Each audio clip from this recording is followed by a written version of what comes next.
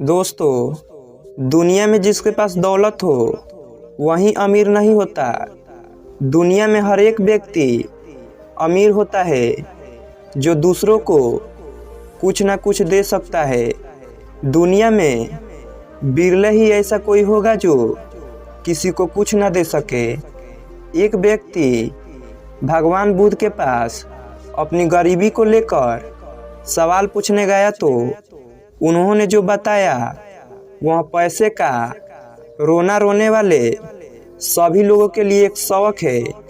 आइए समझते हैं भगवान बुद्ध की इस छोटी सी कहानी से कि क्या है वह अमूल्य चीज़ें तुम्हारे पास जो कि पैसे कमाने की भाग दौड़ में दिखाई नहीं पड़ रही है। एक बार की बात है, गौतम बुद्ध एक गांव में धर्म सभा को संबोधित कर रहे थे। लोग अपनी परेशानियों को लेकर उनके पास जाते थे और उनका हल लेकर खुशी खुशी वहां से लौटते थे। उसी गांव में सड़क के किनारे एक गरीब व्यक्ति बैठा रहता था और धर्म सभा में जाने वाले लोगों को ध्यान से देखता था। उसे बड़ा आश्चर्य होता था कि लोग अंदर तो बड़ा दुखी चेहरा लेकर जाते हैं, लेकिन जब वापस आते हैं तो बड़ा प्रसन्न दिखाई देते हैं। और यह चीज़ें देखकर वह गरीब व्यक्ति बहुत आश्चर्यचकित हुआ। उस गरीब को लगा कि क्यों न वह भी अपनी समस्या बुद्ध के सामने रखे। मन में यह विचार लिए वह महात्मा बुद्ध के पास पहुंचा।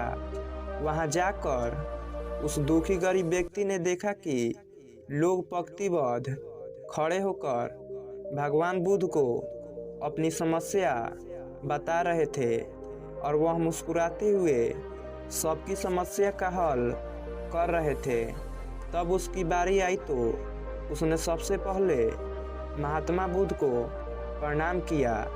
उस गरीब आदमी ने बुद्ध से पूछा, भगवान, इस गांव में लगभग सभी लोग खुश है, समृद्ध है, फिर मैं ही क्यों गरीब हूँ। इस पर भगवान बुद्ध मुस्कुराते हुए बोले, तुम गरीब और निर्धन इसलिए हो क्योंकि तुमने आज तक किसी को कुछ नहीं दिया है। आश्चर्यचकित होकर दुखी व्यक्ति बोला, भगवान, मेरे पास दूसरों को देने के लिए क्या होगा? मेरा तो खुद का गुजारा बहुत मुश्किल से हो पाता है। लोगों से भीख मांगकर मैं अपना पेट भरता हूँ। इस पर भगवान बुद्ध कुछ देर शांत रहे और फिर बोले।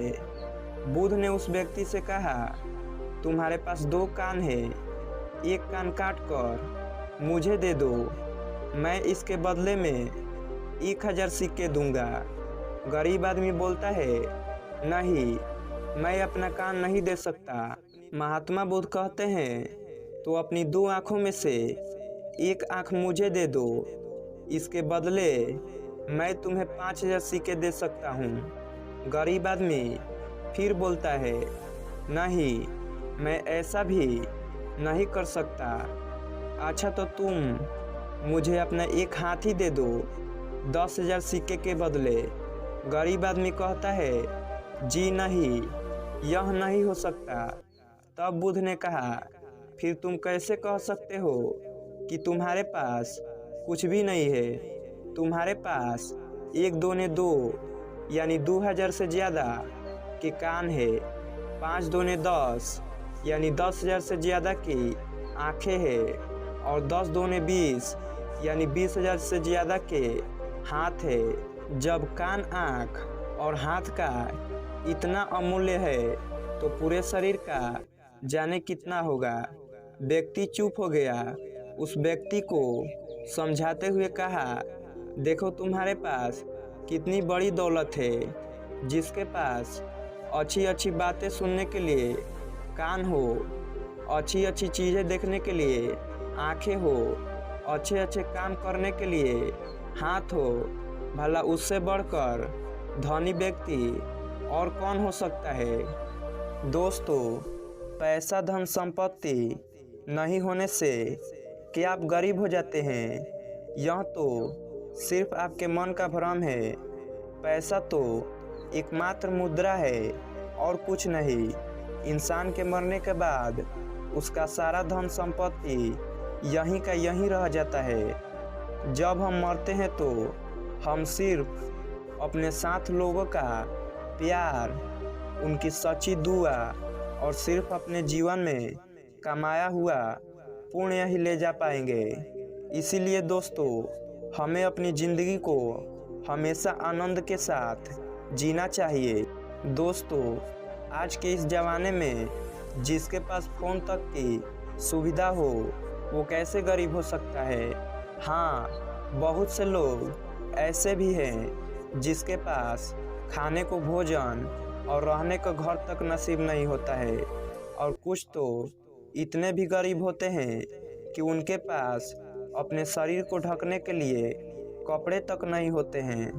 भगवान बुद्ध ने सही तो कहा है कि निर्धनता का विचार आदमी के मन में होता है और यह एक भ्रम है।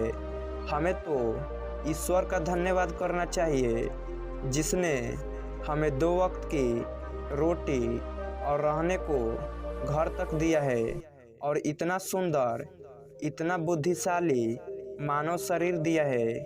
इस मानव शरीर की मदद से हमें अपने अमूल्य हाथों से किसी असहाय की सहायता करनी चाहिए, किसी भूखे को रोटी खिलानी चाहिए।